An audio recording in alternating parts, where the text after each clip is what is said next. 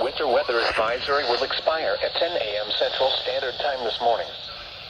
Snow is tapering off to flurries and will end by afternoon. With cold temperatures, some road surfaces will remain hazardous. Use caution if driving. Winter weather advisory remains in effect until noon Central Standard Time today. What? Snow. Additional snow accumulations up to 1 inch. Where? Portions of south central and southwest Missouri. When? Until noon Central Standard Time today.